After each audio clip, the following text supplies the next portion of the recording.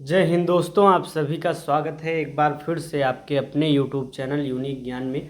आज हम MA second semester political science paper first के यूनिट फर्स्ट के मोस्ट इंपॉर्टेंट एमसीक्यू देखेंगे, जिसका आपका कोर्स टाइटल है history of western political thought second Bentham to present day. अब आपके unit wise most important question कराए जाएंगे। पेपर फर्स्ट जो है इसका अभी करा रहे हैं, इसके बाद पेपर सेकंड के 5 यूनिट की वीडियोस आएंगी और उसके बाद पेपर थर्ड फोर्थ के भी आएंगे। तो चैनल पर बने रहें। अगर आप चैनल पर नए हैं तो चैनल को सब्सक्राइब कर लें। आपका सिलेबस डिस्कस किया गया है, आप प्लेलिस्ट चेक करिएगा, MA second semester political science classes के नाम से आपको मिल जाएगी। वहाँ पर सारी क्लासेस अवेलेबल रहेंगी और ये जो क्लासेस इंपॉर्टेंट क्वेश्चन की कराई जा रही है, इसका नोट्स आपको पीडीएफ फॉर्म में टेलीग्राम चैनल पर भेज दिया जाएगा, जिसका लिंक आपको डिस्क्रिप्शन बॉक्स में दिया गया है। अगर आप नहीं प्राप्त करते हैं लिंक से तो टेलीग्राम पर सर्च कीजिएगा यूनिक ज्ञान, वहाँ पर आपको चैनल देखने को मिल जाएगा। चलिए देखते हैं history of western political thought second में क्या क्या मोस्ट इंपॉर्टेंट क्वेश्चन है यूनिट फर्स्ट में। हम कुल मिलाकर 5 यूनिट है, 5 वीडियो में इसको कवर करेंगे। हर एक वीडियो में हर एक यूनिट के मोस्ट इंपॉर्टेंट क्वेश्चन को हम अच्छे से देखेंगे। यूनिट फर्स्ट हमारा है आधुनिक राजनीतिक चिंतन का मुख्य प्रशासन बिंदु क्या माना जाता है। जो आधुनिक राजनीतिक चिंतन है उसका मुख्य प्रस्थान बिंदु डिपार्चर पॉइंट जो है वह मानवीय विवेक और तर्कवाद का उदय है। आधुनिक राजनीतिक चिंतन ने मध्यकालीन धार्मिक कट्टरता के स्थान पर मानवीय तर्क को प्रधानता दी, जहां राज्य को एक मानवीय निर्मित संस्था माना गया है। ये जो व्याख्या है, व्याख्या के साथ आपको पीडीएफ नोट्स में दिया जाएगा, जिससे आप रिवीजन अच्छे से कर सकें। क्लास जो कराई जा रही है इसको देखने के बाद रिवीजन के लिए टेलीग्राम से आप इस पीडीएफ को अवश्य पढ़ लीजिएगा। एग्जाम से पहले आप देख लेंगे वीडियो को, बिल्कुल आपके तैयार हो जाएगा और यहाँ से प्रश्न भी आपको देखने को मिलेंगे। चलिए सेकंड क्वेश्चन देखते हैं। आधुनिक राजनीतिक सिद्धांत की वैज्ञानिक प्रकृति का श्रेय मुख्य रूप से किसे दिया जाता है। तो यह कार्य कारण संबंध और अनुभववाद को दिया जाता है। अगला प्रश्न तीसरा, निम्नलिखित में से कौन सी आधुनिक राजनीतिक विचार की एक प्रमुख विशेषता है। धर्मनिरपेक्षता और राजनीति का पृथक्करण जो है आधुनिक राजनीतिक विचार की एक प्रमुख विशेषता है। अगला प्रश्न, पुनर्जागरण ने आधुनिक राजनीतिक चिंतन को किस प्रकार प्रभावित किया हुआ है। जो आधुनिक राजनीतिक चिंतन है उसने पुनर्जागरण को प्रभावित किया है। इसने व्यक्तिवाद और स्वतंत्र चिंतन की नींव रखी हुई है, अर्थात स्वतंत्र चिंतन लोग करने लगे हैं, तार्किक चिंतन करने लगे हैं। अगला प्रश्न पांचवा, आधुनिक संप्रभु राज्य की अवधारणा का विकास किस काल की देन है। यह आधुनिक काल की शुरुआत की देन है। अगला प्रश्न है छठा, राजनीति विज्ञान में व्यवहारवाद का उदय किस घटना का परिणाम माना जाता है।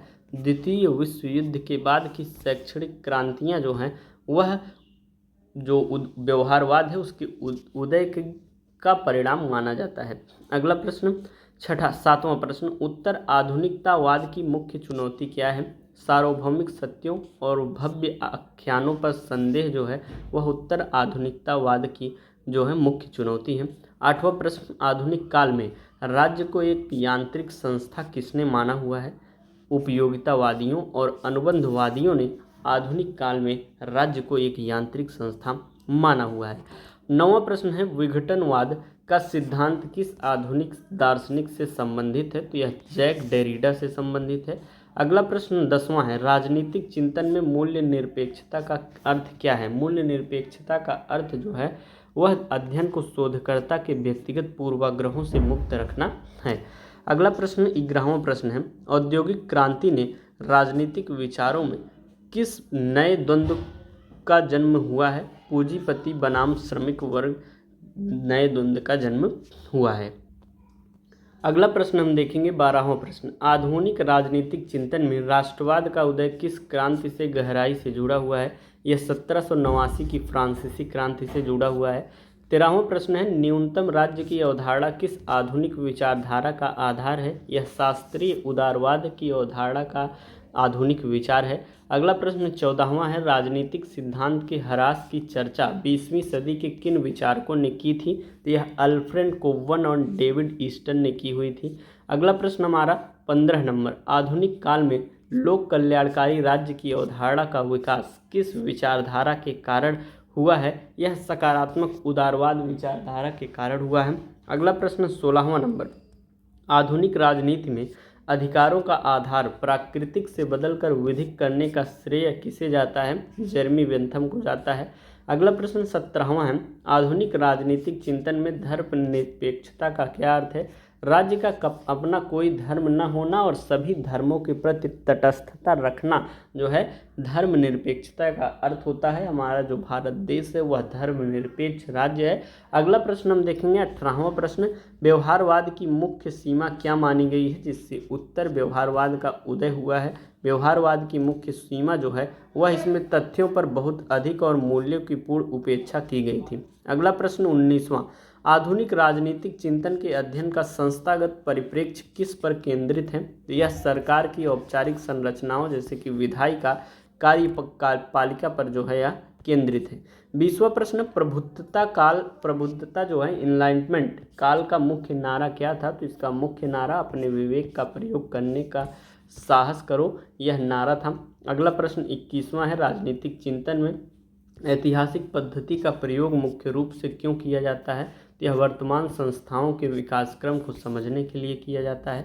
22वां प्रश्न है, आधुनिक उदारवाद किस पर बल देता है? आधुनिक उदारवाद जो है वह सामाजिक न्याय और व्यक्तिगत स्वतंत्रता के समन्वय पर बल देता है। 23 नंबर प्रश्न है, पूंजीवादी आधुनिकता की आलोचना किस विचारधारा ने सबसे प्रखर रूप से की हुई है? मार्क्सवाद विचारधारा जो है उसने सबसे प्रखर रूप से पूंजीवादी आधुनिकता की आलोचना की हुई है।